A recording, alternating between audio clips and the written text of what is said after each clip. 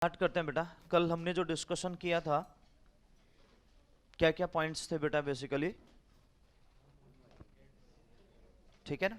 Pure क्या है, impurity क्या है, मतलब मिक्सर के बेसिस पे हमने इम्प्योरिटी की बात करी थी, है ना। और लास्ट हमने डिस्कशन किया था कि एटम, मॉलिक्यूल, कंपाउंड क्या होते हैं। सो अकॉर्डिंग टू कि जो आपके मॉड्यूल में जो या जो आपके एनसीईआरटी के पॉइंट ऑफ व्यू से जाऊं बेटा, तो वहां पर एटम, मॉलिक्यूल यानी एलिमेंट, मॉलिक्यूल और कंपाउंड को डिफाइन क्यों किया गया है, कल भी मैंने आपको समझाया था, ठीक है ना। तो वो थोड़ा अच्छे से ध्यान रखिएगा बेटा। और कल अगर आप देखो तो कल हमने जो बात करी थी वो डिफरेंस, स्पेशली कि भाई हमारे पास मिक्सर और कंपाउंड में बेसिक डिफरेंस उसने बता दिया था। और तो यहाँ पर जो नेचर की बात हो रही है, सबसे पहले नेचर है, स्ट्रक्चर है, कंपोजिशन है। अब मिक्सर है तो बेटा ये तो सबको कनेक्ट हो रहा है ना कि बेटा हमारे पास मोर देन 2 सब्सटेंस होंगे, कंपाउंड होंगे। मतलब हमारे पास ऐसा हो सकता है ना कि H2 है तो अगर उसको हम कंपाउंड बोल रहे हैं तो ऑब्वियस है क्या होगा यहाँ पर 2 or more than 2 different type of element, यही बात हुई थी। तो बस उसके बेसिस पर डिफरेंस समझ सकते हो। प्रॉपर्टीज दी है, सेपरेशन ऑफ कॉन्स्टिट्यूएंट्स दिया है बेटा, और एनर्जी एक्सचेंज की बात कर रखी है। तो सबसे पहला पॉइंट बेटा नेचर। अब मिक्सर की बात करें, जो फिजिकली अपीयर आपको हो रहा है उसे हम क्या बोल रहे हैं बेटा, मिक्सर, ठीक है ना। तो इन अ mixture 2 or more elements or compounds are mixed such that they do not combine chemically. तो ये बात कर रहा हूं मैं कि भाई उसको फिजिकली देख सकते हो बट वो केमिकली तो कंबाइंड होंगे नहीं। तो कल मैंने एग्जांपल दिया था सॉल्ट सॉल्यूशन, शुगर सॉल्यूशन। अगर मैं उनकी बात करूं, दूसरा मैंने आपको दूसरे फेज में गैस गैस में दिया था मिक्सचर ऑफ एयर, है ना सभी, तभी तो मिक्स हो रही है ना। अगर रिएक्ट कर जाएंगे तो फिर बात ही खत्म हो जाएगी ना बेटा। और थर्ड एग्जांपल दिया था एलॉय की, ठीक है ना, सॉलिड सॉलिड के वाला जो पार्ट दिया था। तो इन सिंपल वर्ड बेटा वो मिक्सर की कैटेगरी है। अब आप कंपाउंड की कैटेगरी में आ जाओ तो क्या होगा बेटा, एक जो कंपाउंड बन रहा हो किससे बन रहा है, 2 or more than 2 different type of element से मिलके वो फॉर्म होगा, ठीक है। अब बात ये आती बेटा, देखो ध्यान दो, कल मैंने आपको बताया था कि मिक्सर के लिए वहां कंपाउंड का होना जरूरी है, इसमें कोई डाउट नहीं है। आप देखो कल मैंने बात की थी वाटर में सॉल्ट हम डाल रहे हैं, तो भाई वाटर भी एक कंपाउंड है और हमारे पास NaCl भी एक कंपाउंड है, हाँ के ना। तो दो अलग अलग टाइप के कंपाउंड मिलके भी ऐसा कर सकते हैं, दो अलग अलग मॉलिक्यूल मिलके भी ऐसा कर सकते हैं जो मिक्सर बना सकते हैं। आप ध्यान दो मॉलिक्यूल के एयर में बेटा H2 गैस है, O2 है, N2 है, इस टाइप के गैसेस का मिक्सर। अब N2O2 को क्या बोलोगे, मॉलिक्यूल, हाँ कि ना। अकॉर्डिंग टू डेफिनेशन N2O2 हमारे लिए क्या है बेटा, H2 हमारे लिए क्या है बेटा, मॉलिक्यूल। अंडरस्टूड एवरीवन, ठीक है। और साथ में वहां पर कंपाउंड भी है, CO2 कंपाउंड भी है ना। तो उस बेसिस पे बेटा आपका कंप्लीटली वहां पर जो फॉर्मेशन होता है, जो कंडीशन होती है बेटा, वो कंप्लीटली आपको समझ में आनी चाहिए। गॉट इट एवरीवन, बात समझ में आई कि नहीं आई। तो थोड़ा सा ध्यान देना बेटा। नेक्स्ट स्ट्रक्चर के लिए मैंने आपको बोला मिक्सर डज नॉट हैव कोई डेफिनेट स्ट्रक्चर तो होने वाला है नहीं, क्योंकि मिक्सर बन चुका है बेटा। केवल एलॉय का एक आप कह सकते हो सॉलिड फॉर्म में अगर वो होगा तो उसका स्ट्रक्चर डेफिनेट होगा। तो मतलब इन सिंपल वर्ड देखो, आप हायर लेवल में थोड़ा सा आपको अगर कनेक्ट करूं तो आप समझ सकते हो। लेकिन अगर हम बात करें स्ट्रक्चर की, कंपाउंड का स्ट्रक्चर तो प्रॉपर होगा, H2 का स्ट्रक्चर होता है, वो कंपाउंड जो बन रखा है प्रॉपर, उसका एक प्रॉपर स्ट्रक्चर आपको मिलेगा। कंपोजिशन, कंपोजिशन में आप समझ रहे हो, in case of mixture their constituent can be present in any ratio. यहां पर उनका कोई रेशियो फिक्स नहीं होगा, किसी भी रेशियो में वो प्रेजेंट हो सकते हैं, ठीक है। लेकिन मैं बात करना चाह रहा हूं बेटा कि अगर हम कंपाउंड में आते हैं तो वहां पर एलिमेंट का रेशियो फिक्स होगा। देखो आपको मैं बताता हूं एग्जांपल के बेसिस पे, हमने H2O को बहुत सारा यहां पर इंपॉर्टेंस दी है, तो H2O के बेसिस पे ही बात कर सकते हैं बेटा। तो एग्जाम्पल के बेसिस पर अगर मैं H2O की बात करता हूं तो H2O में ऑक्सीजन और हाइड्रोजन दोनों का रेशियो देख लो और मास के बेसिस पे देखें तो जो रेशियो है बेटा यहां 16, यहां पर हमारे पास 2। अगर इसको सिंप्लीफाई करो बेटा तो 8:1 दिख रहा मुझे। ये जो रेशियो होगा वो किसका होगा बेटा? मास का रेशियो होगा। अब मुझे बताओ H2O में ये रेशियो तो ऑलवेज फिक्स रहेगा ना, क्या चेंज होगा? बोलो। इसका मतलब क्या है? किसी एक कंपाउंड में उस पर्टिकुलर एलिमेंट का, चाहे वो डिफरेंट जो एलिमेंट है उनका रेशियो होगा बेटा आपका फिक्स रहेगा। Is that clear? जैसे आपको दूसरा एग्जांपल भी दूं तो ये सब ना एग्जांपल आपके लिए बहुत ज्यादा इंपॉर्टेंट हो जाते हैं बच्चों। दूसरा एग्जांपल दूं, सपोज करो हमारे पास ग्लूकोज की बात करते हैं, C6H12O6, ठीक है ना? तो बेटा अगर हम बात करें मास के ratio, carbon is to hydrogen is to oxygen, अगर हम ऐसा लेके चलें, ठीक है, तो अगर मैं बात करूं बेटा 72, ठीक है, 72 टू 12 इज टू कितना? 96। सही है? सिंप्लीफाई कर सकते हो तो कर लो।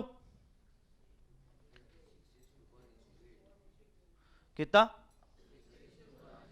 तो 6:1:8 ये रेशियो हो जाएगा बेटा। ये मास का ही रेशियो है। अब मुझे बताइए बेटा, मैं फिर से ये कहना चाहता, अगर आपसे कह दिया कि ग्लूकोज की बात हो रही, ग्लूकोज हमारे पास जो कंपाउंड है तो उसमें उसका रेशियो बेटा आपका सिंपलेस्ट रेशियो पे जाऊं तो बेटा वो फिक्स रहेगा, वो कभी चेंज नहीं होगा। समझे? यस और नो? जबकि अगर आप मुझे एक चीज बताओ बेटा कि अगर आप शुगर सॉल्यूशन बना रहे हो तो शुगर सॉल्यूशन बना आप 1 स्पून लेके डाल रहे हो तो कभी वो स्पून में थोड़ा अमाउंट ज्यादा भी हो सकता है, कभी अमाउंट कम भी हो सकता है, हाँ कि ना?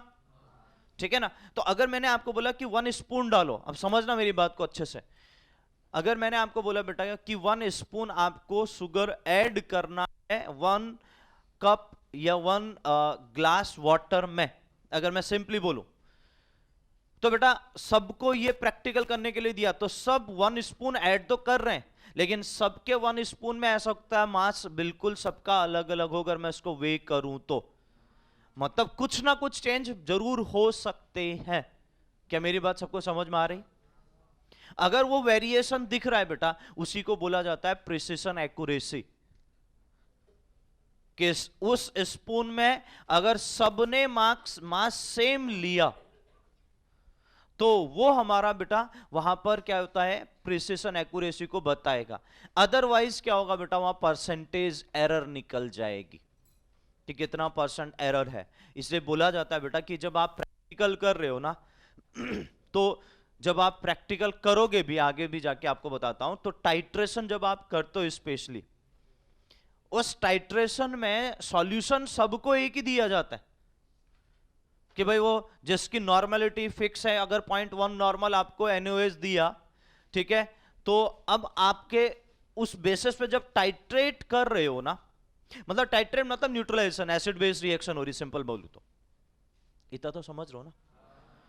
तो जो एसिड बेस रिएक्शन होती है बेटा उसमें सबकी रीडिंग अलग अलग आती जबकि सॉल्यूशन सबको सेम दिया तो फिर रीडिंग भी सबकी सेम आनी चाहिए, हाँ कि ना? तो उसको क्या बोला जाता है बेटा? Precision accuracy. और उसके बेस पे परसेंटेज एरर की बात की जाती है। तो वो परसेंटेज एरर क्यों आ रहा है? क्योंकि वहां पर सब लोग जो प्रैक्टिकल जिस तरीके से करना है वो अगर उसमें थोड़ा सा चेंजेस अगर आप कर रहे हो, और ऑब्वियस है कि बेटा डिट्टो जैसे आपको दिखाया अगर आपने वैसा किया तो रीडिंग तो नियर बाई रहेगी, अदरवाइज बेटा रीडिंग में वेरिएशन आपको जरूर दिखेगा। और उसी को बोला जाता है बेटा प्रिसिशन एक्यूरेसी, और उसी के बेसिस से परसेंटेज एरर कैलकुलेट किया जाता है। और इसलिए केमिस्ट्री में अगर आप कोई भी फिजिकल अपीयरेंस पे जाते हो या फिजिकली कोई भी प्रैक्टिकल जैसे आप करो बेटा, वो फिजिकल कंडीशन अगर आप देख रहे हो बेटा तो आपको 100% अंदर केमिकल रिएक्शन क्या हो रही है वो बात सबको क्लियर है, लेकिन जो बाहर सिनारियो दिख रहा है बेटा उसके बेसिस पे उसमें वॉल्यूम में जो चेंजेस आ रहे हैं बेटा उससे परसेंटेज एरर का पता चलता है। और परसेंटेज एरर हर हमेशा सबके लिए अलग अलग हो जाएगी, और वो क्यों हो रही है मैंने आपको कंप्लीटली बताया। Understood everyone? बात समझ में आ रही सबको?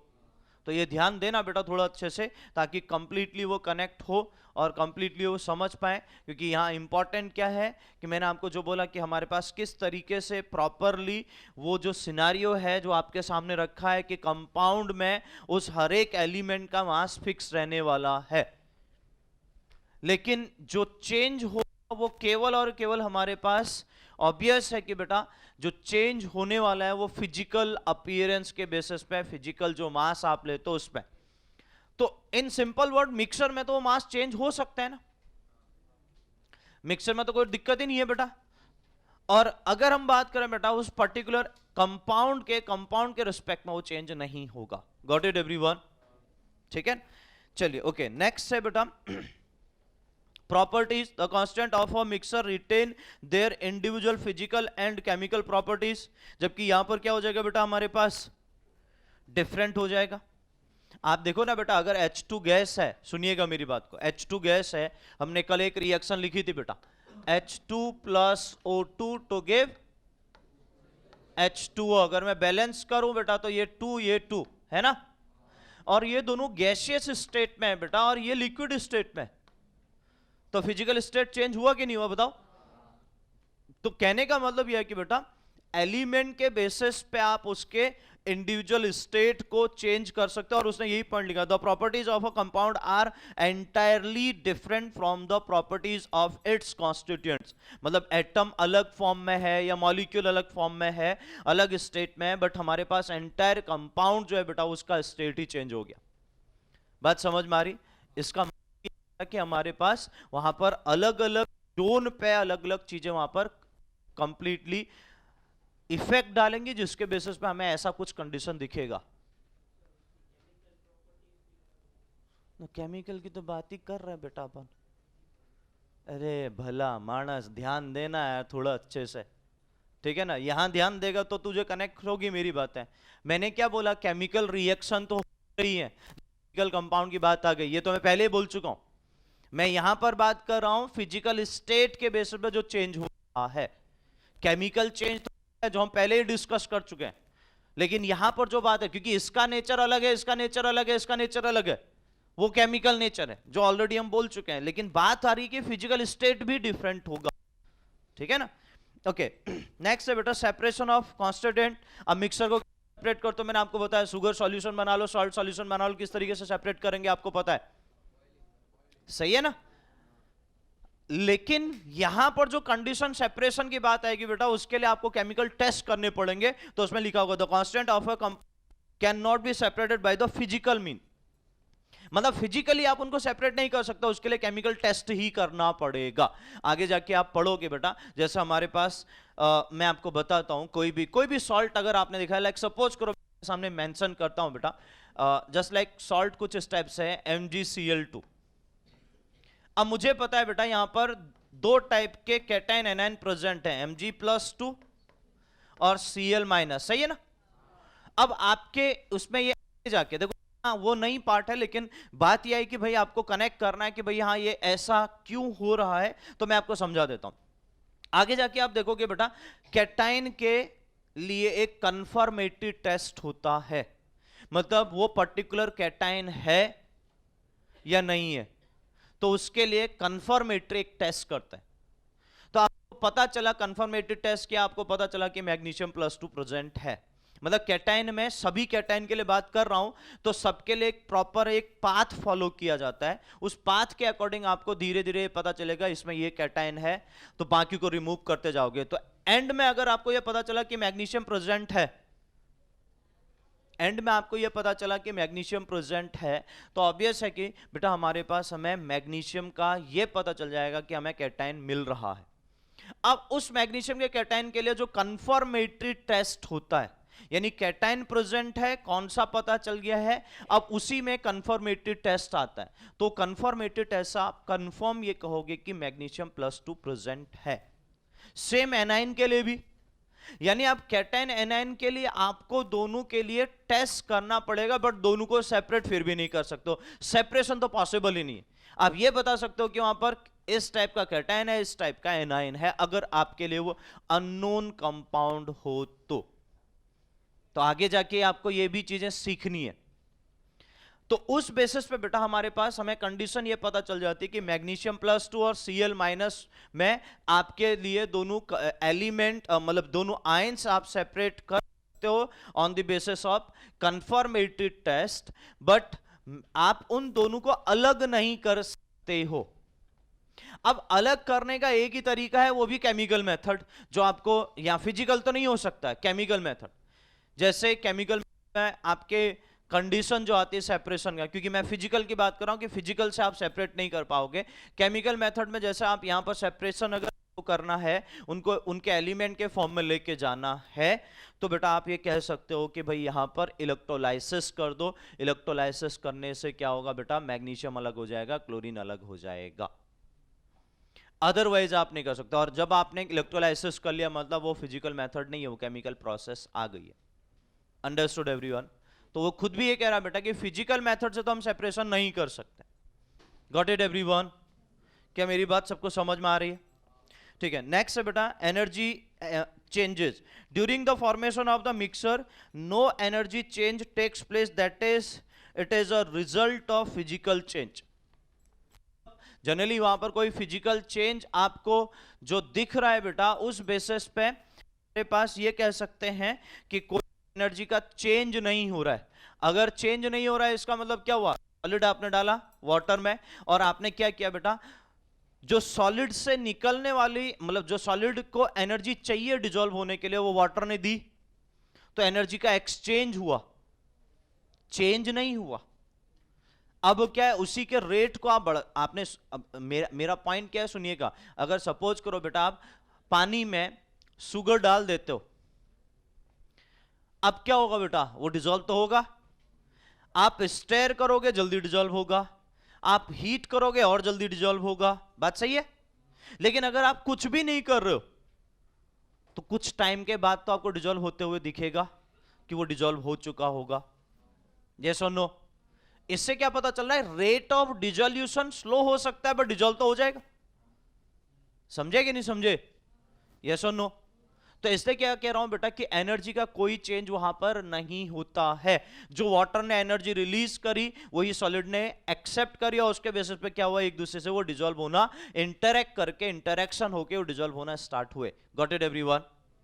ठीक है ना? लेकिन यहां पर energy change during the formation of the compound, energy is either absorbed or released, that is the compound is the result of a chemical change. Endothermic exothermic reaction याद करो भाई, वो तो पॉसिबल है ना? तो वो पॉसिबल है, तो यहां पर भी अगर देखो गैसेस से लिक्विड में जाना हो तो एनर्जी यहां पर भी रिलीज होगी। तो अल्टीमेटली बेटा वो केमिकल बेसिस पे बन रहा है, तो हमें कह सकते हैं कि केमिकल चेंज है, तो ऑटोमेटिकली बेटा हमें वहां पर इस पॉइंट को ध्यान में रखना होता है। Got it everyone? क्या मेरी बात सबको समझ में आई? यस और नो? क्या कर रहा है तू? कुछ नहीं कर रहा है, जो वो कर रहा है वो बंद कर दे, अच्छा रहेगा।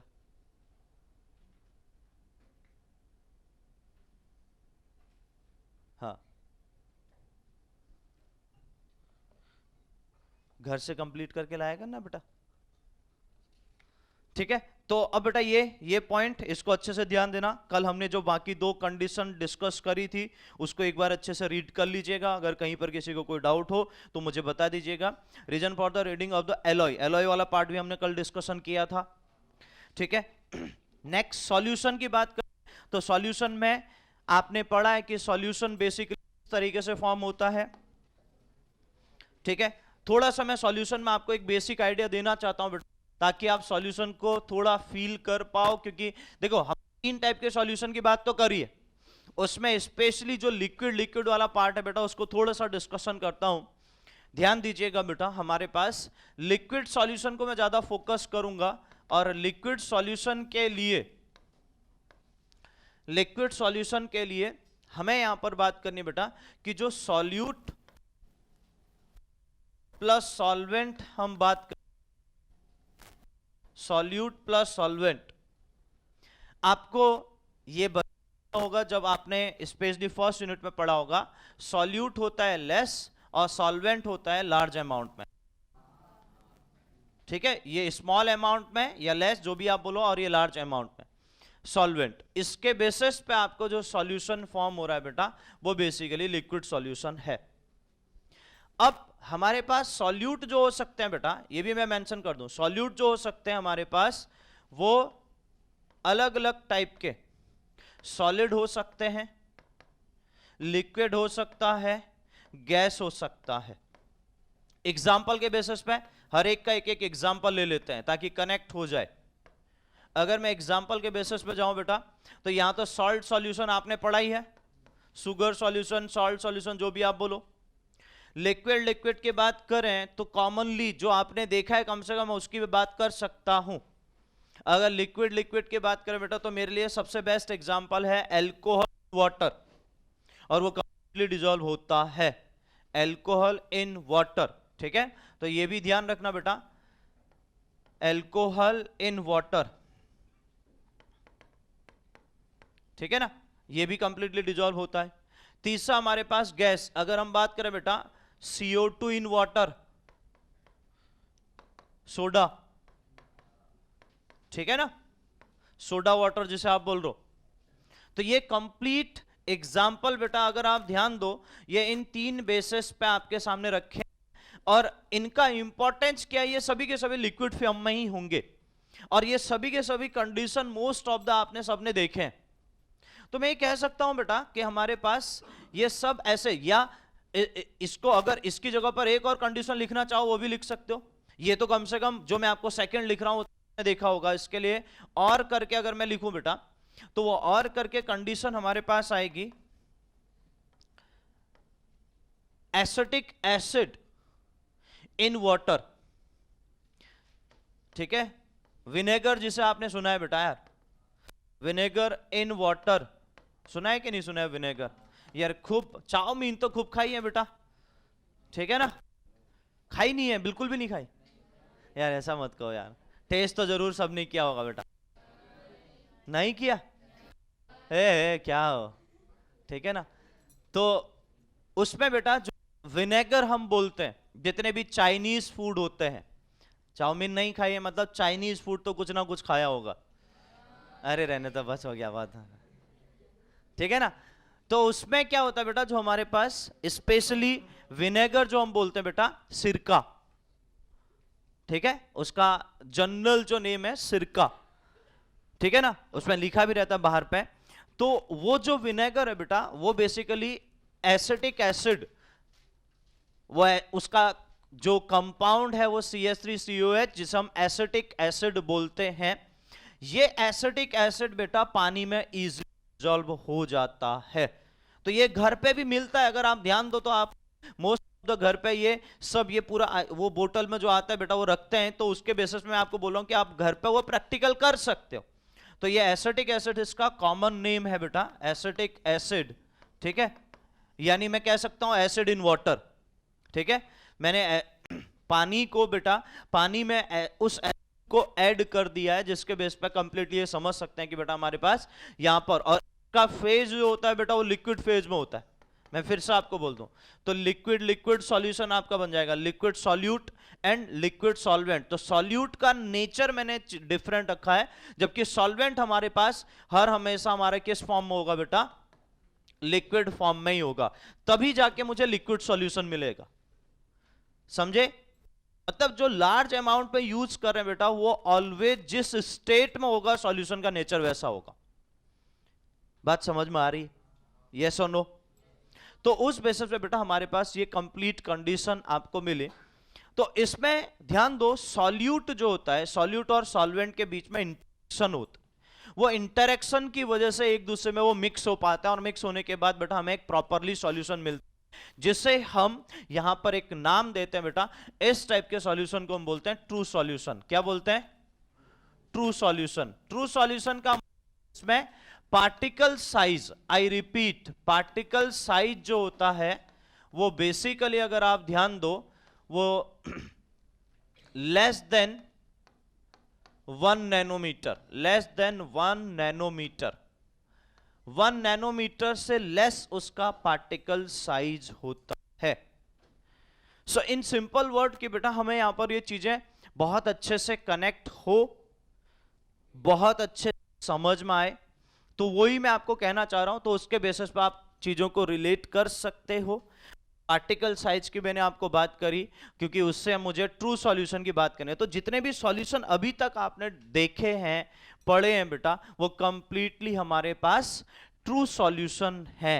मैं फिर से कहना चाह रहा हूं, एक सॉल्यूशन जिसे हम कोलॉइडल बोलते हैं, आपने देखा है, आप अपनी लाइफ में डेली यूज करते हो। मैंने एग्जांपल दिया था मिल्क, ठीक है, it is a colloidal solution, ठीक है ना, वो कंप्लीटली कोलॉइडल सॉल्यूशन का पार्ट है। उसमें पार्टिकल साइज हमारे पास लेस देन 1 नैनोमीटर नहीं होता है। पार्टिकल साइज वहां 1 नैनोमीटर से 1000 नैनोमीटर के बीच में एग्जिस्ट करता है। तो वो इंपॉर्टेंट कंडीशन जो आपको एज ए एग्जांपल ऑलरेडी मैंने आपको बताया है, तो ये ध्यान देना, एक सॉल्यूशन का एक बेसिक आइडिया जिससे मैं कंप्लीटली देख सकता हूं कि भाई हमें सॉल्यूशन में किस तरीके से उस चीज को ऑब्जर्व करना है। Understood everyone? क्या मेरी बात सबको समझ में आई? अब सॉल्यूशन में मैंने आपको बोला 2 फेज का होना, सॉल्यूट एंड सॉल्वेंट, वो मस्ट है, और उस बेसिस पे मैंने आपको कंप्लीटली आइडिया दिया कि किस तरीके से सॉल्यूशन की बात की जाएगी। नेक्स्ट हम आगे मूव करते हैं बेटा। देखिए यहां पर आपको लिखा है example solution, solid solid solution आपको बता दिया है, ठीक है ना। सॉलिड लिक्विड सॉल्यूशन ये भी आपको कंप्लीटली बता है, liquid liquid solution, liquid gas solution, gas gas solution, ये भी आप सबको बता दिया। टाइप ऑफ सॉल्यूशन में सैचुरेटेड सॉल्यूशन ये भी समझाया था, सैचुरेटेड सॉल्यूशन जिसमें सॉल्यूट ऐड करते जाओ, ऐड करते जाओ, एक ऐसा मिलेगा कि अब सॉल्यूट का डिसॉल्व होना बंद हो जाएगा, तो उस सॉल्यूशन को हम क्या बोल रहे हैं? सैचुरेटेड। और एक आता है सुपर सैचुरेटेड। हम क्या करेंगे बेटा, जो सॉल्यूशन सैचुरेटेड हो चुका है उसको हीट करना स्टार्ट कर देंगे, और हीट करना स्टार्ट करेंगे तो फिर से सॉल्यूट डिसॉल्व होना स्टार्ट हो जाएगा, और डिसॉल्व होना स्टार्ट हो जाएगा, डिसॉल्व करते जाएंगे करते जाएंगे करते जाएंगे, एक पॉइंट ऐसा मिलेगा बेटा कि हमें कितना भी हीट करो तो अब सॉल्यूट डिसॉल्व नहीं हो रहा है।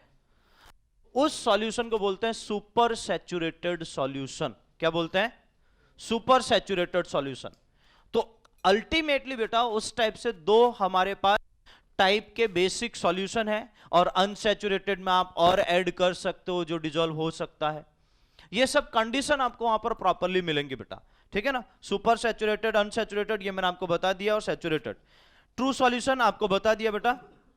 Characteristics of A true solution, particle size मैंने स्पेशली आपको बोला, यहां पर लिखा भी है, ठीक है, तो वो आप देख सकते हो बेटा। सॉल्ट सॉल्यूशन, शुगर सॉल्यूशन, जिसमें उसमें अगर आप ऑब्जर्व करो तो कंप्लीटली जो पार्टिकल है वो आपको दिखने वाले नहीं है ना, नेक्ड आई से अगर आप देख रहे हो पार्टिकल को तो इलेक्ट्रॉन माइक्रोस्कोप से ही केवल दिख पाएंगे, क्योंकि इलेक्ट्रॉन माइक्रोस्कोप से इलेक्ट्रॉन से लेस चीजें दिख सकती है ना। और ऑब्वियस है कि बेटा हमारे पास वाटर में H2O, वाटर जो है लिक्विड फॉर्म में कहो, सॉलिड फॉर्म में या गैसेस जो भी आप ले रहे हो, वाटर कह दिया बेटा तो H2O मॉलिक्यूल आ गया, और H2O मॉलिक्यूल तो इलेक्ट्रॉन से बहुत बड़ा है ना, तो H2O मॉलिक्यूल तो दिखेगा। ऐसे ही जो सॉल्यूट डाला होगा बेटा, तो सॉल्यूट का जो बेसिक स्ट्रक्चर होगा, केमिकल फॉर्मूला होगा बेटा, वो भी दिख जाएगा मुझे। सपोज करो सॉल्ट डाला NaCl, तो NaCl दिख सकता है। सपोज करो बेटा मैंने ग्लूकोज डाला तो ग्लूकोज दिख सकता है। तो ये सब चीजें क्या है, ऑब्जर्व हो जाएंगी। ऑब्वियस है अपने को जब हम वहां पर इन चीजों को अगर इलेक्ट्रॉन माइक्रोस्कोप से देखेंगे, लेकिन नेक्ड आई से वो प्रॉपर ट्रांसपेरेंट दिखेगा। आप मुझे बताओ बेटा, मैं आपके सामने 2 बीकर लेता हूं, एक में मैंने बेटा सॉल्यूशन बनाया है, सपोज करो एक में ये सॉल्ट सॉल्यूशन है, ठीक है ना, मैं लिख रहा हूं तो अपने को समझ में आएगा। एक में प्योर वाटर है, ओनली वाटर, और दोनों ट्रांसपेरेंट दिखते हैं। देखने से क्या आप बता सकते हो? देखने से केवल, हाँ, टेस्ट करके तो हर कोई बता लेगा बेटा। मैं बात कर रहा हूं वो टेस्ट की बात नहीं चल रही है, मैं कह रहा हूं कि फिजिकल अपीयरेंस के देख के आप बता सकते हो कि कौन सा सॉल्ट सॉल्यूशन होगा, कौन सा आपका वाटर होगा, प्योर वाटर। बताओ नहीं देख पाओगे, नहीं डिफरेंशिएट कर सकते हो। तो इन सिंपल वर्ड की बेटा हमें यहां पर सबसे इंपॉर्टेंट कंडीशन ये है, ये समझना बहुत जरूरी है कि दोनों में एक्चुअली फिजिकल अपीयरेंस के बेसिस पे कोई डिफरेंस नहीं है। इसलिए क्या होता है बेटा, दोनों के लिए हम बात करते हैं कि उनका जो ट्रांसपेरेंट नेचर है वो ट्रू सॉल्यूशन के लिए इसलिए बोला जाता है क्योंकि वो कंप्लीटली हमारे पास डिसॉल्व हो रहा है। उसमें पार्टिकल साइज कितने हो रहे हैं बेटा, लेस देन 1 नैनोमीटर होता है। सेकेंड पॉइंट यही लिखा है। और true solution can be completely pass through the filter paper as particles of solute is far smaller. तो ये बात सीधी सी है, अगर फिल्टर पेपर का पार्टिकल साइज बेटा 1 नैनोमीटर से उसका पोर साइज, अगर ये फिल्टर पेपर, सपोज करो ये फिल्टर पेपर, इसका पोर साइज जो है बेटा वो हमारे पास 1 नैनोमीटर से बड़ा हो तो पार्टिकल तो आराम से जाएगा। और जनरल फिल्टर पेपर का ये पार्टिकल साइज होता है, इसलिए आप सेपरेट नहीं कर सकते हो। समझे कि नहीं समझे? ठीक है ना, तो ये ध्यान दीजिएगा बेटा। In a true solution the particle of solute do not settle down, ये तो सबको क्लियर हो रहा है, ठीक है, प्रोवाइडेड टेम्परेचर इज कांस्टेंट। ठीक है ना, अगर टेम्परेचर कांस्टेंट हो तभी ऐसी कंडीशन आएगी। From a true solution the solute can easily be recovered by evaporation और क्रिस्टलाइजेशन।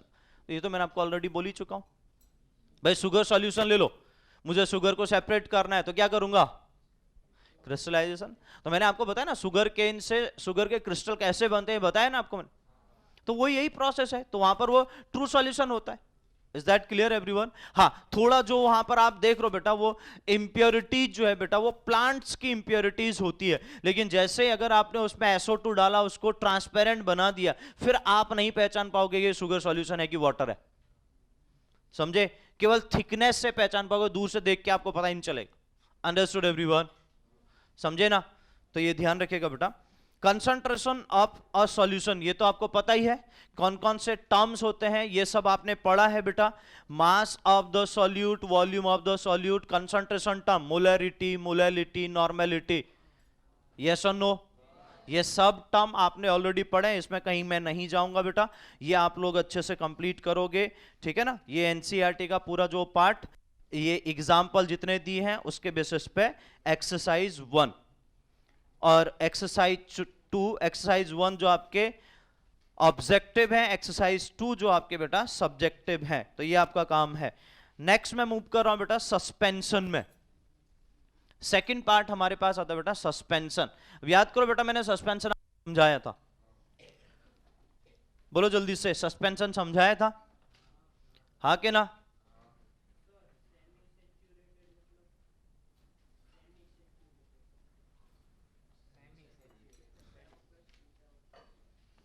कौन सा क्वेश्चन? MCQ में? A solution which is given temperature dissolved as much solute as it is capable of the dissolving is said to be saturated। अरे तो जब solution होता ही नहीं तो कहां से बोलूं भाई? ठीक है ना, वो नाम लिखा है, ऑप्शन बना है, उससे थोड़ा जाऊंगा बेटा। अगर आप सेमी का मतलब समझना हो बहुत कम अमाउंट में, तो आप ये बोल सकते हो कि 1 स्पून ऐड किया तो सेमी सैचुरेटेड, या 2 स्पून ऐड किया तो सेमी सैचुरेटेड, लेकिन एक्चुअली वो कोई वर्ड नहीं है। मैं फिर से बोल दे रहा हूं, ठीक है। हमने 3 स्पेशल वर्ड हम डिस्कस करते हैं, saturated, unsaturated and super saturated. तो वो 3 हमें समझना है, ठीक है ना।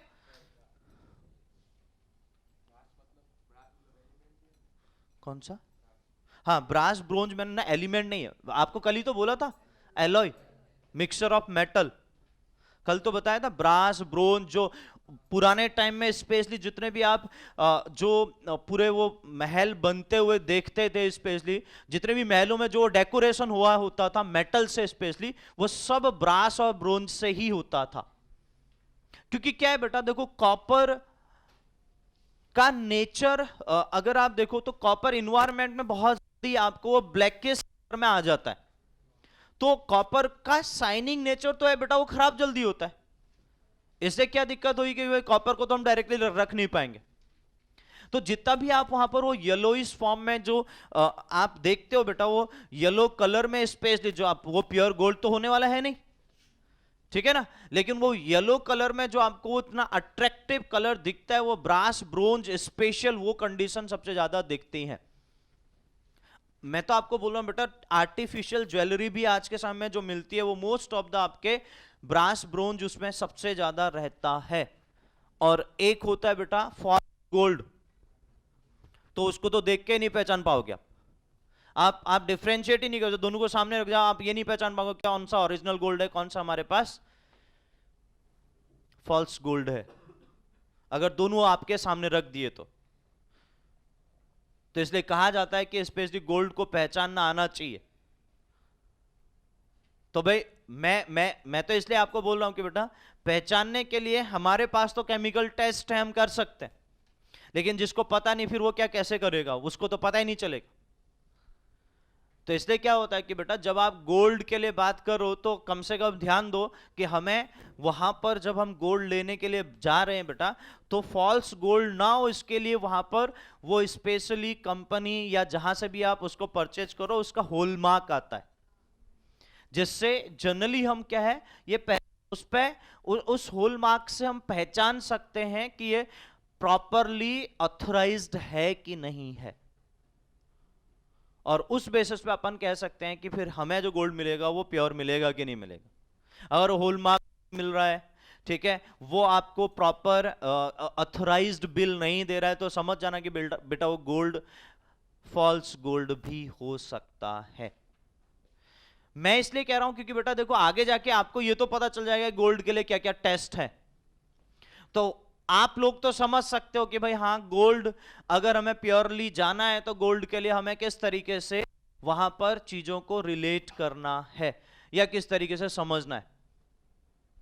तो आज के समय मैंने आपको इसलिए पहले ही समझाया बेटा कि जितने भी एलॉय हैं वो हमारे लिए इंपॉर्टेंट हैं, लेकिन उस बेसिस पे बहुत सारे ऐसे सिनारियो बनते हैं बेटा जो हमारे लिए कॉम्प्लिकेटेड भी है। जैसे मैंने आपको बोला कि पहला ही वर्ड आपका फॉल्स गोल्ड की बात जब की जाती है, तो ये सब जोन हमें कनेक्ट करना, हमें समझना मस्ट है, क्योंकि मैं आपको इसलिए बोलते हुए चल रहा हूं क्योंकि आप आगे जाके तो पढ़ोगे इन चीजों को और डेप्थ में, लेकिन यहां उस चीजों को परफेक्ट करें, ये हमारी रिस्पॉन्सिबिलिटी होनी चाहिए। Understood everyone? बात समझ में आई? तो इन सिंपल वर्ड की बेटा हमारे पास ये सब जोन जो है, जितने भी कंडीशन है, इनको प्रॉपरली हम कनेक्ट करें।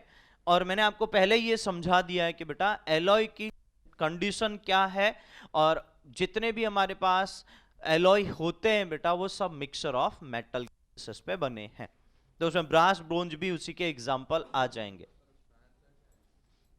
Which of the following is not a compound, ना बेटा कंपाउंड कौन नहीं है पूछा उसने, हाँ ठीक है, मार्बल और ब्रास तो कंपाउंड नहीं हुआ ना, क्योंकि ब्रास जो है वो एलिमेंटल का फॉर्म आ गया, डिफरेंट डिफरेंट एलिमेंट होंगे, और मार्बल में एक ही टाइप के एलिमेंट होंगे, या तो वहां पर भी कंपाउंड होंगे। तो मार्बल में कैल्शियम फॉस्फेट है, ठीक है, कैल्शियम से रिलेटेड कंपाउंड जो आप देख रहे हो ना बेटा, मैं आपको बार बार बोल रहा हूं कि एल्कलाइन अर्थ मेटल, तो उनसे आपके स्टोन जो मिल रहे हैं, तो ऑब्वियस है कि बेटा उसमें कैल्शियम के प्रोडक्ट तो आपको मिलेंगे, कैल्शियम कार्बोनेट है, कैल्शियम फॉस्फेट है, जो व्हाइट कलर स्पेशली आपको दिख रहा है, तो वो मार्बल का अगर पूरा पार्ट है वो तो मिलेगा ही, तो फिर ब्रास रहेगा हमारे पास कंपाउंड के बेसिस पे, ठीक है। चलिए और आगे, ये सब अभी करा लेगा क्या? The concentration of the of solution, the mass of the solute in gram which is present in, कौन सा कंसंट्रेशन चाहिए? अरे आपके बुक के अकॉर्डिंग जो डेफिनेशन दी है बेटा उससे जाओ ना, mass of solute upon mass of solution into 100,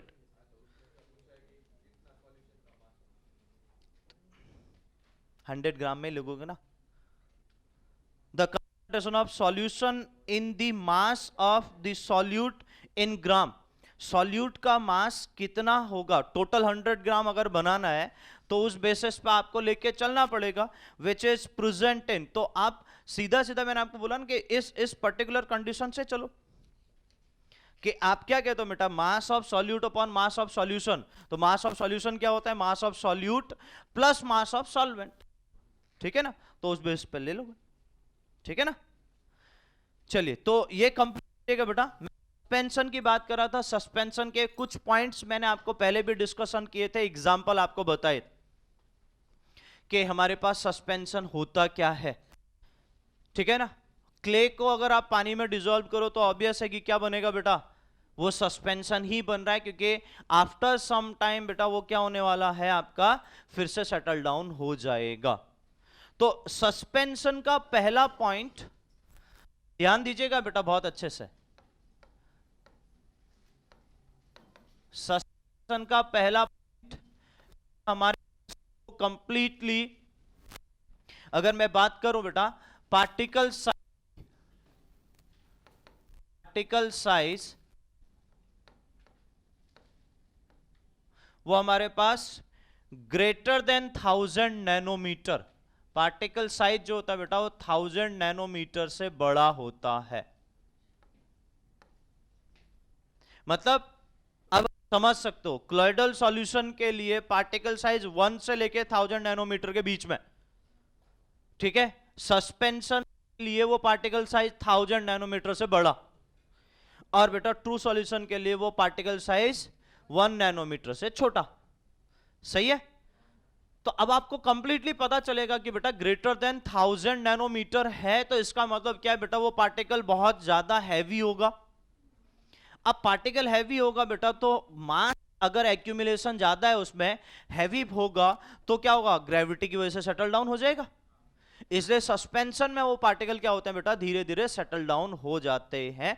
जैसे आपने स्टेयर किया तो डिसॉल्व हो जाएंगे, जैसे आपने उनको फिर से फ्री छोड़ा तो बेटा फिर से क्या हो जाएगा, वो आपका सेटल डाउन होना स्टार्ट हो जाएगा। That is known as suspension. तो उसको हम क्या बोल रहे हैं बेटा, सस्पेंशन। और एग्जांपल मैंने आपको बताया था, तो अब आप देख सकते हो एग्जांपल के बेसिस पे, जैसे उसने मडी वाटर ले ही रखा, क्ले वाटर मतलब slag lime suspension used for white washing.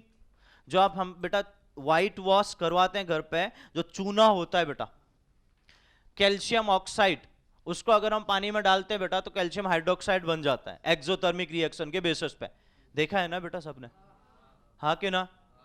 तो वो उस पर्टिकुलर कंडीशन में क्या होता है बेटा, जैसे ही आपने डिसॉल्व कर लिया, अब आप थोड़ी देर उसको छोड़ोगे तो सेटल डाउन हो जाए। फिर आपको जब उसको फिर से पहला अमाउंट आपने लिया, दूसरी बार फिर से यूज कर रहे हो आप उसको, तो आपको उसको स्टेयर करना पड़ेगा ताकि वो हमारे पास प्रॉपरली डिसॉल्व हो पाए। अंडरस्टूड एवरीवन, समझे समझे, ठीक है। कैल्शियम कार्बोनेट यानी CaCO3 चौक को बेटा अगर आप डिसॉल्व कर लो तो वो थोड़ी देर के लिए डिसॉल्व होगी, फिर से जाके सेटल डाउन हो जाएगी। तो ये सब जोन जो है बेटा आपके, वो कंप्लीटली सस्पेंशन के फॉर्म बनाएंगे। और मैंने एक मेडिसिन का भी एग्जांपल आपको दिया बेटा, कि जो मेडिसिन में स्पेशली आप क्या होते हैं, जो ओल्ड एज पर्सन और जो छोटे बच्चे होते हैं जो मेडिसिन ले नहीं पाते हैं, मतलब ऑरली जो इनटेक नहीं कर पाते हैं, तो उनको ऑरली वो सस्पेंशन फॉर्म में ही दिया जाता है। तो उसमें लिखा रहता है सीक्वल बिफोर यूज।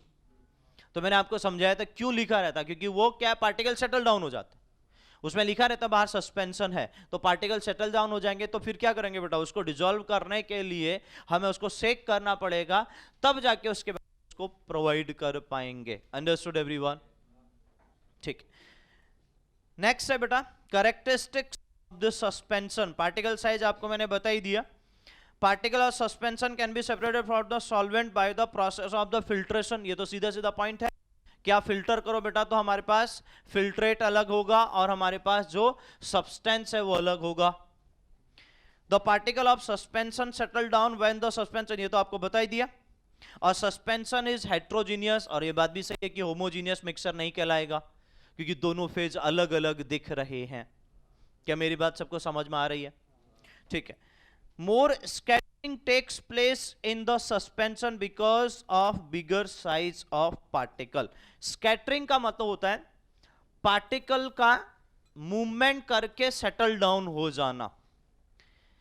वो कंप्लीट स्कैटरिंग ऑफ लाइट भी आप बोल सकते हो कि लाइट वहां पर प्रॉपर एक पाथ से नहीं जा सकती है। जैसे अगर आपको मैं एक बहुत अच्छा एग्जांपल दूं बेटा, इस रूम को अगर हम कंप्लीटली बंद करते हैं और एक सनलाइट जो आ रही है उसको हमने एक पोर से पास करवाया, तो आपको डस्ट पार्टिकल ट्रेवल करते हुए दिखते हैं और वो यूनिफॉर्म आपको ट्रेवल करते हुए दिखेंगे।